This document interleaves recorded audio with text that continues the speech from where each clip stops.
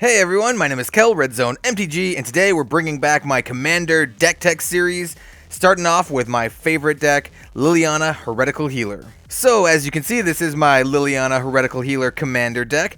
This is my current favorite Commander deck, and I have a couple pet decks, I would say, but this is the one that I like to play more often than not. With that said, this is not a budget build, this is my personal deck, and I've spent a lot of time and money building this thing up. I think it's at a really good spot. This is also one of my most requested videos because I did make a Liliana Heretical Healer deck tech about a year ago, and it was one of my first videos on this channel. I think it was literally the first video I uploaded to this channel. The deck has changed quite a bit since then. The channel has changed quite a bit since then. And without further ado, let's get on with it. Start talking about my favorite Commander deck. So the Commander is Liliana Heretical Healer. She is a 3-drop legendary creature human cleric. 2/3 for one of any, double black, lifelink. Whenever another non-token creature you control dies, and this is a theme of our deck, we want our creatures to die. So we have a lot of sacrifice outlets and a lot of things that reward us for sacrificing creatures, and one of them is Liliana herself. Whenever another non-token creature you control dies, exile Liliana Heretical Healer, then return her to the battlefield transformed under her owner's control. If you do, you get a 2/2 black zombie creature token. And then her transformed side is Liliana Defiant Necromancer. It is a Planeswalker. She has 3 loyalty abilities, 3 starting loyalty. She has a +2 if each player discards a card. That is a very good ability, and we have some cards that, play into that. Her -X is return target non-legendary creature card with converted mana cost X or less from your graveyard to the battlefield. That is really, really good. Keep in mind that she has 3 starting loyalties, so 3 is a really good sweet spot. So you can immediately activate that and bring something back from your graveyard, and we'll talk about that later in the deck. And she has a -8 of you get an emblem with whenever a creature dies, return it to the battlefield under your control at the beginning of the next end step. I've actually never seen that happen. I play this deck all the time. I've never seen -8. She always dies before then, but if you get there, it's quite good. Next up, we have 2 cards that I'd like to consider lieutenants for the deck, even though they're both not creatures. The first up is Geth's Grimoire. It's an artifact with a converted mana cost of 4. It says, whenever an opponent discards a card from his or her hand, you may draw a card. And you know why that is super good? Well, Liliana's +2 makes each player discard a card. So you will discard a card, and all of your opponents will discard a card. So say you're playing in a 4-player pod, you and 3 other players, you discard a card, each opponent discard a card, and then you get to draw 3 cards. That is super good, and Geth's Grimoire works with a couple other cards in the deck as well. And then we also have good old Yawgmoth Thran Physician. This is a new inclusion into the deck, and I think he's an amazing fit. He does everything we want to do in the deck. He's good enough to be the commander of this deck in his own right, and he might someday, but right now I'm sticking with Liliana. So what does he do? He's a 4-drop, 2 of any, double black, legendary creature, human cleric. He's a 2/4 with protection from humans. You can pay a life and sacrifice another creature, and you put a -1/-1 counter on up to a target creature, and then draw a card. That is everything we want. Sacrifices creatures, draws his cards, also even makes some dudes smaller. He also has another ability of 2 black, discard a card, and then you proliferate. So you can spread counters around and then add more counters on top of it. Proliferate is actually really good with our commander because she's a planeswalker, so proliferate will put additional counters on her. Not much else to say. He is an all-star in the deck. Alright, so I've sorted the rest of this video by cards that do similar things, except for this next batch. These are our Planeswalkers, and these all do a couple different things, so I kind of all lumped them all together. First off, we have Liliana of the Veil. This card needs no introduction, the most powerful Planeswalker ever printed, arguably. I mean, Jace the Mind Sculptor is pretty good, and we also have some other really powerful ones here. But this is a classic. 3-drop, 1 of any, double black. She has 3 starting loyalty. +1, each player discards a card. Once again, really, really good with Geth's Grimoire for the same reason as it is with our commander. -2, target player sacrifices a creature. Also pretty good. I mean, targeted sort of removal. If they only have a Blightsteel Colossus, that's a pretty good target, though that's kind of a Magical Christmas Land there. It's still pretty good. And then she has a -6 of separate all permanents target player controls into 2 piles. That player sacrifices all permanents in the pile of their choice. That almost never comes up. I really, really like the each player discards a card, and this is a Liliana deck. You've got to have the best Liliana in the Liliana deck. Speaking of Lilianas, we have Liliana Death's Majesty, another fantastic one for Commander. She is a 5-drop, 3 of any, double black, 5 starting loyalty, +1 of create a 2/2 black zombie, and then you put the top 2 cards of your library into your graveyard. and then a -3 of return a creature card from your graveyard to the battlefield, and then it becomes a zombie in addition to its other types. We do have a minor zombie theme going on in this deck, and we obviously have a Liliana theme going on in the deck. And then a -7 of destroy all non-zombie creatures. Fantastic. Speaking of which, we have Liliana Dread Horde General. This one is amazing. She is a 6-drop Liliana, 4 of any, double black, 6 starting loyalty. She has a passive ability of whenever a creature you control dies, draw a card, which is amazing for this deck. Like I said, we really want to sacrifice our creatures, and being able to draw cards when our creatures die is super good. She has a +1 of you get to create a 2/2 black zombie. She has a -4 of each player sacrifices 2 creatures, which is pretty good, because if we sacrifice 2 creatures, we will be able to draw 2 cards. And then a -9 of an opponent chooses 1 permanent type from all permanent types, and then sacrifices the rest. That almost never comes up again, but still, just a pretty obvious include into the deck. And, I mean, if you can, you gotta get the Amano art. That art is super, super cool. Next up, we have Karn Liberator. This is kind of what I was alluding to when I mentioned the best Planeswalkers ever thing. Karn is a 7-drop. He has 6 starting loyalty. He has a +4 of target player exiles a card from their hand. Kind of a non-bow with Gets Grimoire, but still really good. A -3 of exile target permanent. Very, very good for mono black. It lets us get rid of enchantments and other planeswalkers and stuff like that. And then a -14 of all this shenanigans. I'm not going to go into it. You basically restart the game and get everything that Karn exiled. It's pretty silly, but yeah, Karn is a classic, and he's saying, if you play Modern, you know what Karn does. And then finally for the Planeswalkers, we have Ugin, the Spirit Dragon, another really, really powerful Planeswalker, maybe the best one for Commander. He's an 8-drop, 7 starting loyalty. +2, he deals 3 damage to target creature or player. He has a -X of exile each permanent with converted mana cost X or less. That's 1 or more colors.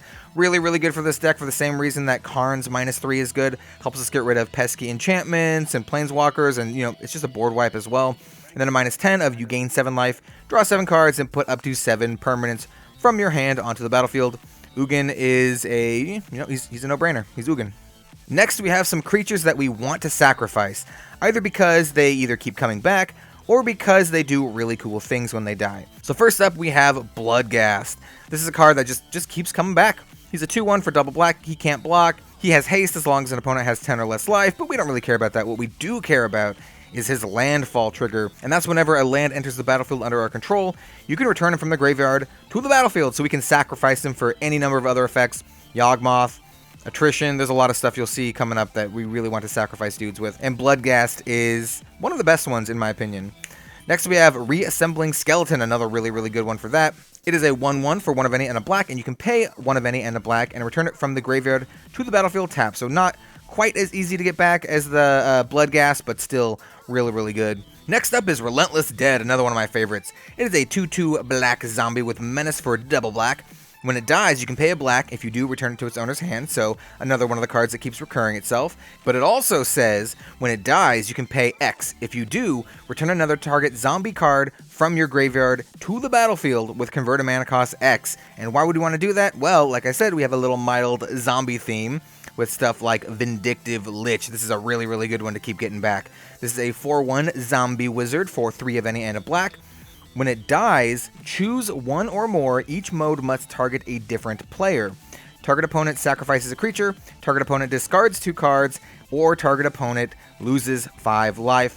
Once again, in a 4-player pod, being able to choose all of these is just so good. I love Vindictive Lich. This is one of my favorite cards. It's super, super cool. I really want to get a foil one of these. Hopefully they'll print one day. Next up, we have a big stack of cards that creates tokens. Tokens that we can use to sacrifice for our various sacrifice outlets. First up, we have Bitter Blossom. This is a classic. It's a 2-drop, 1 of any, and a black. At the beginning of your upkeep, you lose 1 life, and then you get a 1/1 black fairy rogue with flying. Just, it's Bitter Blossom. It's super, super good, especially if you want to sacrifice creatures. Very similarly, we have Dread Horde Invasion. It's kind of like Bitter Blossom, not really, not quite as good, but for our intents and purposes, it's pretty close. It's an enchantment for 1 of any and a black. At the beginning of your upkeep, you lose 1 life and amass 1, which means you put a 1/1 counter on an army you control. If you don't control an army, you create a 0/0 black zombie army. So that only ever makes at most 1 token, and then it just keeps pumping the same token over and over again. But if you can keep sacrificing that token, it's kind of like Bitter Blossom. You just keep getting a dude every single turn. And then it also says whenever a zombie token you control with power 6 or greater attacks, It gains lifelink until end of turn, and you know, like I said, we do have a kind of a mild zombie theme, so we can get that. So yeah, Dread Horde Invasion, fantastic card for the deck. Very, very similar, we have Ophiomancer. This one is a really, really cool one. It's a 2/2 for 2 of any and a black human shaman at the beginning of each upkeep. So not just your upkeep, all of your opponent's upkeeps as well. If you control no snakes, put a 1/1 black snake with Death Touch onto the battlefield. So just by itself, it kind of creates an impassable wall. You just make a snake that if they attack with anything, you just block with it and kill their guy. But also, you can just sacrifice the snake and just keep getting more snakes. And, you know, once again, we really want these type of effects. These are what we're really looking for. I wish they had more of these. There's not a whole lot of them in Magic, and these are some of the best ones there are. Next, we have Ghoulcaller Gissa, a mono black commander favorite. She's a 5-drop, 3 of any double black, 3/4 human wizard. You can pay it black and tap her and sacrifice another creature and put X 2/2 black zombie creature tokens onto the battlefield, where X is the sacrificed creature's power. Once again, we want to create a lot of tokens so we can sacrifice them to various things, and she also sacrifices creatures. So if we want a creature to die, say like, I don't know, the Vindictive Lich here, that's a pretty good combination of things, you know? You sacrifice the Vindictive Lich, you get 4 2/2 black zombies, and then you get his death triggers. Pretty good stuff there. And then finally for this section, we have Grave Titan, good old Gravy Train. He's a 6/6 giant for 4 of any double black death touch. When he enters the battlefield or attacks, you get 2 2/2 black zombie creatures. Really, really sweet. And, you know, it's Grave Titan. What else needs to be said? Next, we have our suite of tutors. We're playing mono black. Of course, we're going to be playing a good number of tutors, starting off with Vampiric Tutor, the classic. It's just 1 black instant, pay 2 life, search your deck for a card, put it on top of your deck. Pretty sweet stuff. We have Demonic Tutor, another classic for mono black. You got to get the one with the Liliana art if you're playing with Liliana. Also, it's my favorite art for this card. It's just 1 of any in a black, search your deck for a card, put it in your hand.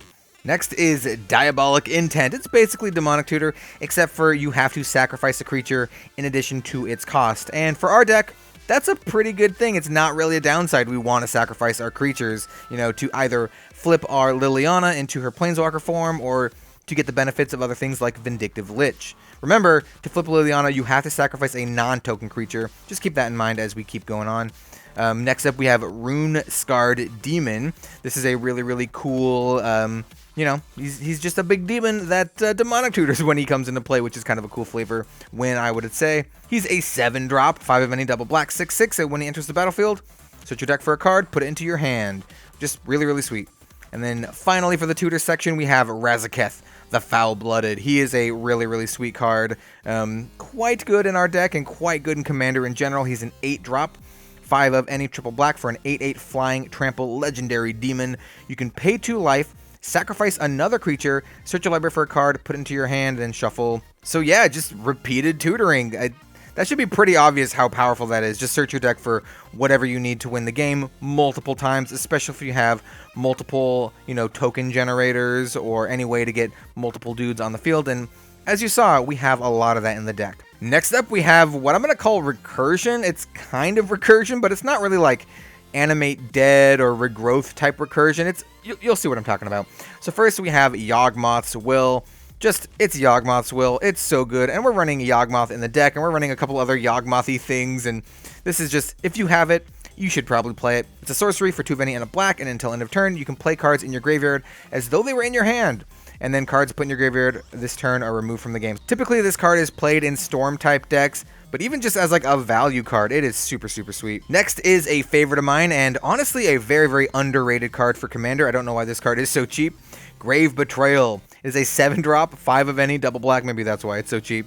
It's an enchantment. Whenever a creature you don't control dies, return it to the battlefield under your control with an additional +1/+1 counter at the beginning of the next end step. That creature is a black zombie in addition to its other colors and types. I mean, you just get everything that dies. Well, everything that dies that you don't control, but still. This card can, like, warp games. I've played games with friends where I played an early Grave Betrayal and just it came to a standstill. No one wanted to do anything because anytime anything died, you just get it. It's super good. Next, we have Sheoldred Whispering One. She's the mono-black Phyrexian Praetor. For 5 of any double black, she's a 6/6 with Swamp Walk. At the beginning of your upkeep, return target creature from your graveyard to the battlefield. That's really sweet. But also, at the beginning of each opponent's upkeep, that player sacrifices a creature. So everyone has to sacrifice a dude during their upkeeps, but we get a dude back. Super, super good Windmill Slam in mono black, in my opinion, and you could make your own commander deck out of her. I think she's really cool. And then finally, we have Rise of the Dark Realms for 9 mana, 7 of any double black. Put all creature cards from all graveyards onto the battlefield under your control with really sweet Liliana artwork. If you're playing a Liliana themed deck, you've got to play Rise of the Dark Realms, and it's just kind of like an I win card. You just get everything back, and it's kind of hard for your opponents to come back unless they have an immediate board sweeper. Alright, so now we're going to get into some more typical commander stuff. First up, we have our draw cards. We have Sign in Blood and Night's Whisper. I consider these a pair because they both kind of do the same thing. They both cost 2 mana, they both let you draw 2 cards, and you lose 2 life. The Sign in Blood foil, I want to say, is one of the coolest foils I've ever seen because the only foil parts are the blood and the jewelry on the hand. I love it. Whereas like the Night's Whisper one is really nice, but it's just kind of like a one big foil shiny thing, but I digress. Next we have Undead Gladiator, a pet card of mine. I've loved this card ever since high school. It's a 3/1 zombie barbarian for 1 of any and a double black.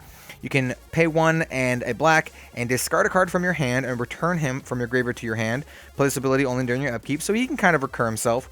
But also he has cycling, so he's kind of his own engine. You can just pitch him from your hand, draw cards, and then get him back and discard things, and it's just a really, really sweet card. I love this card a lot. I play this in almost every black deck I make, with some exceptions, if I can fit them in. Next, we have a couple cards that kind of fit the same boat. This is Dusk Legion Zealot and Phyrexian Rager. They are both creatures. When they enter the battlefield, you draw a card and you lose a life. They're so good in this deck because they are creatures that we can sacrifice to our various nefarious means and get benefits from that. But they also draw us cards, so very, very good. I like them quite a bit. I would play more Dusk Legion Zealots if I could, but Phyrexian Rager is a good substitution in my opinion. Next up is Graveborn Muse. Once again, we have a mild zombie sub-theme going on here. It is a 4-drop, 2 of any double black, 3/3. It is a zombie spirit. At the beginning of your upkeep, you draw X cards and lose X life, where X is the number of zombies you control. And that is not a may. You have to do it. So you have to be really careful about killing yourself with that ability. It's just, it's really good. Draw a lot of cards and hope you don't die. That's my motto for playing mono black. Next we have Erebos, God of the Dead. If you're playing mono black, you gotta have the God of the Dead. He's a 5/7 legendary creature god for 3 of any and a black. He is indestructible. As long as your devotion to black is less than 5, he isn't a creature. So you need to have 5 little pips in your all the permanents you control. Your opponents can't gain life, which is actually quite good. And then you can pay 1 of any and a black and pay 2 life and draw a card. So once again, draws his cards, makes it so our opponents can't gain life, which is pretty sweet. And he's just a big ol' 5/7 indestructible. I really like Erebos quite a bit. Next up is Phyrexian Arena, and it's Phyrexian Arena.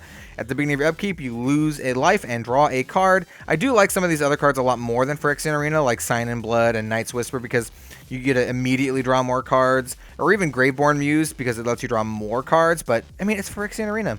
I'm playing it in my deck. Next is Mind's Eye. This is a really cool one. I like to put this in a lot of my commander decks. I consider this a commander classic.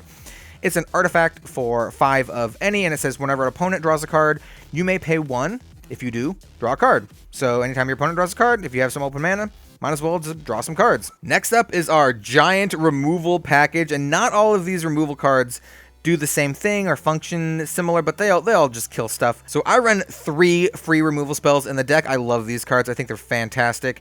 The first one is Slaughter Pact. I forgive you if you can't read what it says. It costs 0 mana. It's an instant. It says destroy target non-black creature. At the beginning of your next upkeep, pay 2 of any and a black. If you don't, you lose the game. So you got to make sure you pay that. But other than that, it's kind of just a get out of jail free card almost. Just, kill their, Felidar Sovereign or whatever if they're going to win. And yeah, fantastic. I love playing cards that cost 0 mana because you can really get people. They're going to be like, oh, the mono black guy is all tapped out. He can't remove anything. Well, you Slaughter Pact him, or you play something like Force of Despair, which is a really sweet card from Modern Horizons with really sweet Seb McKinnon artwork. It's an instant for 1 of any double black. It says, if it's not your turn, you may exile a black card from your hand rather than pay this spell's mana cost, which is really sweet. So it's kind of like, got that Force of Will type flavor. And then it says destroy all creatures that entered the battlefield this turn. So it's a little bit more situational, but it can get multiple creatures, which is really, really sweet. I like this card a lot. I've been playing with it ever since it came out, and I think it's really, really good. And then finally for this part, we have Snuff Out, and you gotta get the Liliana art Snuff Out. This is a 4-drop, 3 of any, and a black instant. But if you control a swamp, you may pay 4 life rather than pay Snuff Out's mana cost.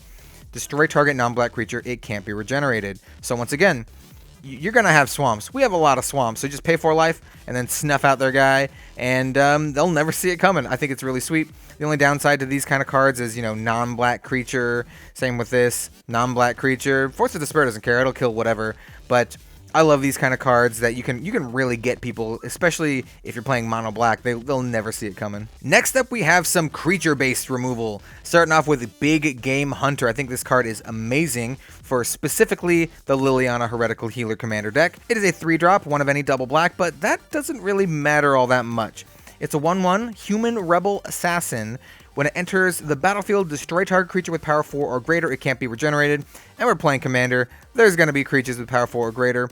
But it has Madness of 1 black, which means that you can play it for the Madness cost when you discard it. And what does our Commander do? Well, it lets us discard cards from our hand. So you can do that +2, make everyone discard a card, pitch the Big Game Hunter, kill one of their guys. You didn't lose any value because you got to play the Big Game Hunter, and they all had to discard a card. Super, super sweet.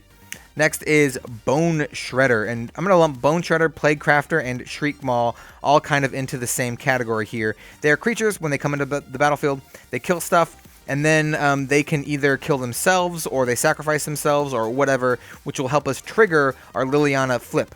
So what Bone Shredder does, it's a 1/1 with flying for 2 of any and a black, but it has Echo, which means during your next upkeep, after it comes into the battlefield, you have to pay its Echo cost or you sacrifice it.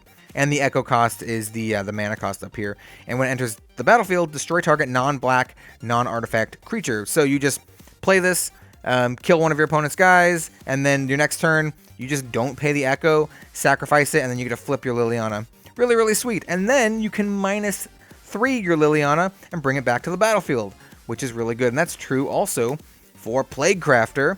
It's a 3/2. 2 of any and a black. When it enters the battlefield, each player sacrifices a creature or planeswalker. Each player who can't discards a card. So I'd say this is an upgrade over Fleshbag Marauder, which is a zombie. I used to have Fleshbag in here, and it was a good inclusion, kind of like synergizing with some of our zombie stuff, but I think Plague Crafter is better enough to include it over the Fleshbag Marauder. And once again, you can play it and then immediately sacrifice itself to flip Liliana, which is really good. And it only costs 3, so you can bring it back with Liliana's -X. You know, synergy, guys. Synergy. Shriek Maw it's pretty close. You can't bring it back with Liliana, but it does some really sweet stuff. It's a 5-drop, 4 of any, and a black. It's a 3/2 with Fear. When it comes into play, destroy target non-artifact, non-black creature, but it has Evoke for 1 of any and a black, which means you can play it for its Evoke cost, and if you do, it's sacrificed when it comes into play, which will also flip your Liliana. Really, really good stuff. And then finally for this section, we have Cavalier of Night. This is my favorite of the Cavalier series. It is a 5-drop, triple black, 2 of any. It's a 4/5 with a lifelink, which is kind of cool for this deck. When it enters the battlefield, you may sacrifice another creature. When you do, destroy target creature an opponent controls. And then when this dies, we can return target creature with converted mana cost 3 or less from our graveyard to the battlefield. This card does everything we want to do for this deck. It sacrifices creatures, it kills stuff, and when you need to, you can sacrifice it to get value. Just absolutely fantastic card for any kind of sacrifice theme commander deck, in my opinion. And our final section for our removal are cards that can either hit multiple things or they can hit things multiple times, I guess you could say. First up is Malicious Affliction. It's an instant for double black as Morbid. So when you cast Malicious Affliction, if a creature died this turn, you may copy it, and then you can choose new targets for the copy, which is really sweet. And then it says destroy target non-black creature. So you just kind of wait until something dies, and then you can get 2 guys, which is really, really cool. Or you can just cast it without the Morbid trigger if you really need to, but I still think it's really, really sweet. 2-for-1s are always good. Speaking of 2-for-1s, or rather 3-for-1s, we have Finale of Eternity. Once again, you got to get that sweet Liliana flavor in when you can. This is a sorcery for X and double black. It says destroy up to 3 target creatures with toughness X or less. Then, if X is 10 or more, Return all creature cards from your graveyard to the battlefield. Holy smokes, this card does a lot of really cool stuff. It's like a 3-for-1, and then if you can get X10 or more, it's like a lot. It's a lot. This card is really, really sweet in my opinion. I like it quite a bit. Next is Toxic Deluge. This is just a classic mono black board sweeper. 2 of any black, you can pay X life, and then all creatures get -X until end of turn. You can kill those pesky indestructible guys. They're Blightsteel Colossus or whatever. Next up we have Damnation. This is the most iconic mono black board sweeper, I would say. For 2 of any double black, destroy all creatures, they can't be regenerated. If you're playing black, if you have Damnation, you should probably just put it in your deck. It's really good. Next is Grave Pact and Dictate of Erebos. These kind of do the same things, but they're a little bit different. Grave Pact costs 4, 1 of any triple black, whereas Dictate costs 5, 3 of any double black. Dictate has flash, Grave Pact does not, so, you know, Grave Pact is a little bit easier to get out, but Dictate has flash, so you can kind of get them. And both of them say, whenever any creature you control is put into the graveyard, each other player sacrifices a creature. So, you know, all that sacrificing we're doing, well, we're going to make our opponents also do some sacrificing, except, you know, they're not going to get the same benefits that we are. And then finally for this bit, we have Attrition. This is a really sweet card for the deck. It is an enchantment for 1 of any double black. Once again, I don't blame you if you cannot read this card. It says, pay 1 black, sacrifice a creature, destroy target non-black creature. This card is amazing for any of those cards that create multiple tokens, you know, like Bitter Blossom. With those type of effects, you basically just get to kill a creature every single turn. And why wouldn't you not want to do that? Seriously, it's really good. The only downside here, and with some of the other removal spells that we have, is they hit non-black creatures. So if you're playing against another mono-black deck, then some stuff can be a little bit useless. These are cards that you want to discard with our Liliana's +2, because, you know, they're not going to do anything if you're playing against a mono-black deck. Maybe they can hit artifacts or something, but I digress. Next up, we have some of our miscellaneous cards, starting off with Vedalken Orrery.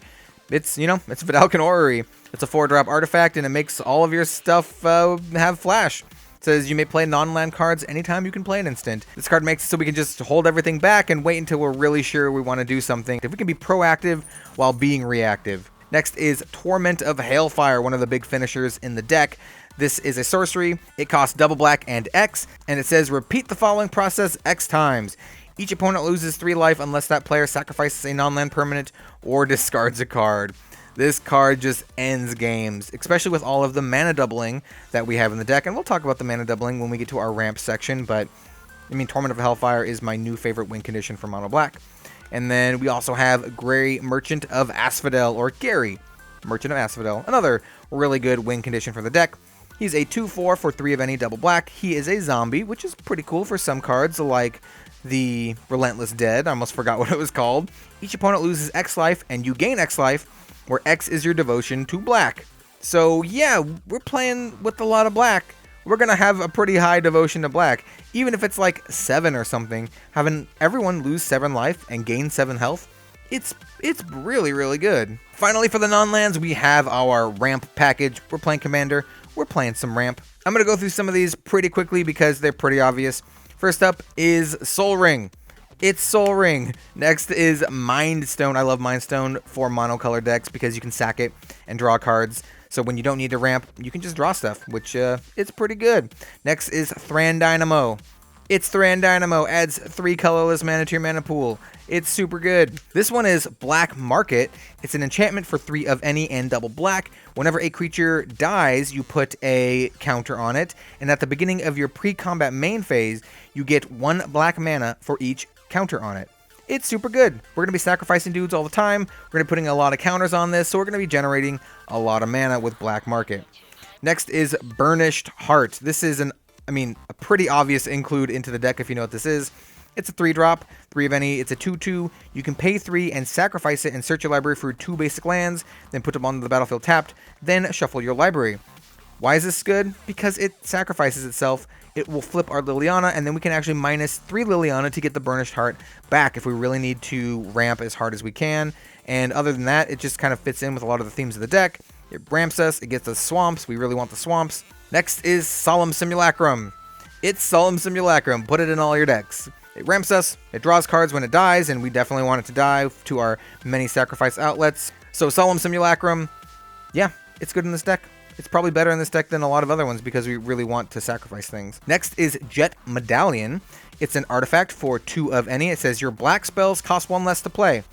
That should be pretty obvious as why we're playing this. We're playing a lot of black spells, and we also want them to cost less to play.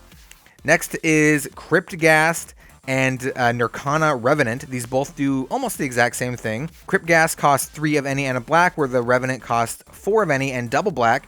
Crypt Gassed is a 2/2. Nirkana Revenant is a 4/4. I think it's a 4/4 Vampire Spirit, where the Ghast is only a spirit. The Crypt Gassed has Extort, but they both say whenever you tap a swamp for mana, add 1 black to your mana pool. So they basically double the number of black mana that you get from your swamps, which is really, really sweet. It doesn't exactly double it, because if you have both of these on the field, each swamp will add 3, and one add 4. It doesn't actually double it, just adds an additional black. But it's still super, super good. And also the Nirkana Revenant can like pump itself. You just pay 1 black and it gets +1/+1 till end of turn. I mean, you can do that. It's pretty good, but we're usually going to be pumping that into like Torment of Hellfire or something like that. And then finally we have Expedition Map. It's an artifact for 1. You can pay 2 of any and sack it, and search your library for a land and put it in your hand. And why do we want to do that? Well, we have some really, really good lands that we want to go get. Speaking of which, let's talk about some of our lands. So here are our lands. First of all, we have 22 swamps. We definitely want a lot of swamps in the deck for cards like Crypt Gassed and Nirkana Revenant. I chose the unstable full art John Avon swamps because, I mean, they're just gorgeous. Look at these things. Just even like rifling through them, it's just all blackness. It's all blackness, which is what we want for our mono black deck. If you want to do the snow-covered swamps, you can, but I'm not running Extra Planar Lens, so I'm just doing the swamps that I like the art. Maze of Ith is a really sweet land. It doesn't actually add mana, so I don't actually include it into my, land count when I'm doing the stats for my deck, and I'm trying to figure out how many lands I need to play my spells. I don't include Maze of Ith because it doesn't add mana, but what it does do is it taps, and it makes a creature basically deal no damage in combat. Specifically, it says, target attacking creature becomes untapped. This creature neither deals nor receives damage as a result of combat. This is one of my favorite cards growing up. I started Magic in 1995, and when I did, this was one of those like mystical cards. I'm like, oh, Maze of Ith. It's so weird and cool, and I don't even know what this is. How is this a maze? It's like a brain. Is that it? Is your brain a maze? I don't even know. It's awesome. Next up, we have Strip Mine and Wasteland. These are auto-includes into any commander deck. Strip Mine blows up any land. Wasteland blows up any non-basic land. Gyre Reach Sanitarium is a legendary land that taps 4 colorless mana, but you can also pay 2 and tap it, and each player draws a card, then discards a card, which is really good with Geth's Grimoire. You can, everyone draws a card, then discards a card, and then you get to draw a card for each card that was discarded if you got the Grimoire out. Super, super good. Next is Vollrath's Stronghold.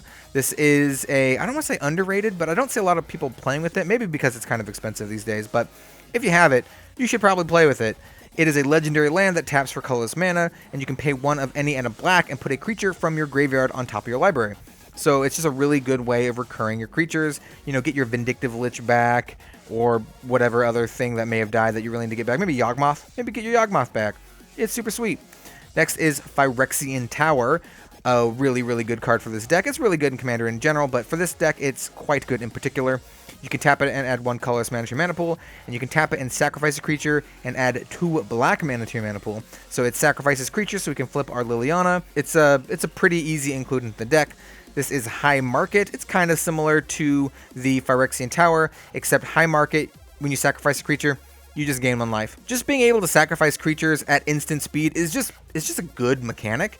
If someone tries to steal your guy with like a mind control or something, you can just sacrifice it in response. So yeah, it's pretty sweet. I mean, just gaining 1 life, not a big deal, but being able to sacrifice creatures, really, really good. Next is Westvale Abbey. This also lets us sacrifice creatures, but at a cost. It taps for colorless. You can pay 5 and tap it and pay 1 life to put a 1/1 white and black human cleric onto the battlefield.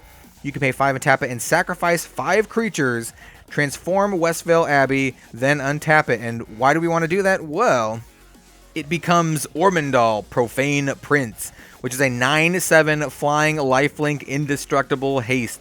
That is a big beating. You definitely want to try to flip the Westvale Abbey if you can.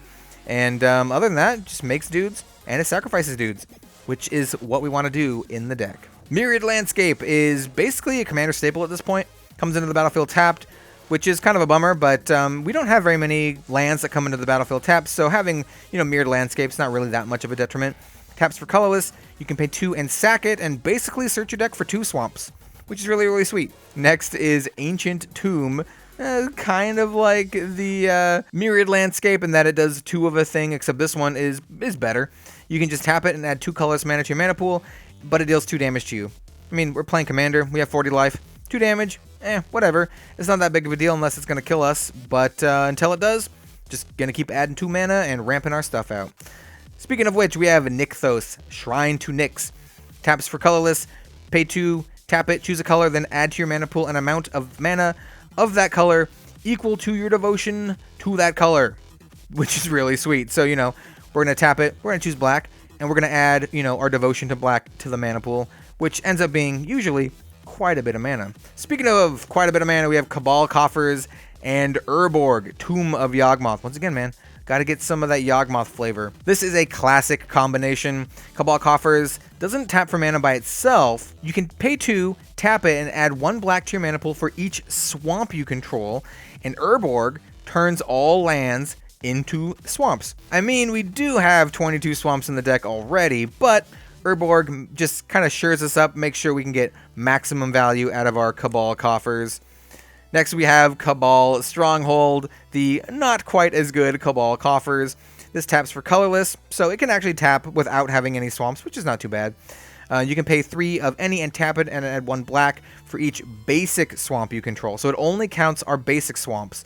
Like I said, we have 22 of them, so we can get this there, but it'll take a little while. This isn't as immediate as Cabal Coffers is. Cabal Coffers and Urborg is a pretty immediate, bam, just get a ton of mana. You kind of have to build up your swamps with Cabal Stronghold, so it's not quite as good, but it's still pretty good in my opinion. Next is Arcane Lighthouse. It taps for colorless, you can pay 1 of any and tap it until end of turn. Creatures your opponents control lose Hexproof and Shroud, and can't have Hexproof and Shroud. This card is amazing. I think more people should be playing this in Commander. I think it's very, very underrated, but it really, really gets around some of the most annoying crap out there, like, Lightning Greaves or Swiftfoot Boots. Someone slaps a Lightning Greaves on their Blightsteel Colossus and starts killing everyone. You can just remove the Hexproof or remove the Shroud and let someone, Swords to Plowshares it or whatever. And we're playing a lot of single target removal, so this is kind of a no-brainer. We kind of want our cards to actually do things and not to be, we don't want our opponents to be protected by such cowardice as Hexproof and Shroud. Short note, I actually like Hexproof and Shroud, but for the purposes of this deck, we don't like it. Let's get rid of that. Next we have Bojuka Bog. This is the only other land that comes into the battlefield tapped. When it enters the battlefield, though, exile all cards from target player's graveyard, and then you can tap it and add 1 black. So it's just a really easy, basically free way of exiling an opponent's graveyard. And if someone's playing some graveyard shenanigans like Marin or Muldrotha, you can just kind of get them with Bojuka Bog. It's kind of funny, actually. And there you have it, guys. That is my Liliana Heretical Healer / Liliana Defiant Necromancer Commander deck tech. I hope you guys liked the video. I'm going to be doing more Commander videos in the future. I'm probably going to alternate between Commander and Oathbreaker and maybe even some Brawl. I have some ideas for some of that stuff coming up in the pipelines. Let me know what you thought of this video. Let me know if you like the amount of length I spent talking about the cards. I try to go pretty in-depth on my choices. I mean, Commander, there's a lot of choices to pick from, and I really wanted to show you guys what I picked and why I picked it over maybe potential other things. Anyway, don't forget to like, comment, subscribe, share with your friends, all that kind of stuff. My channel could still use all of the help it can get. Regardless of what you do, though, thank you very much for watching. Sincerely. And I will see you guys next time for some more Magic the Gathering content. See you later.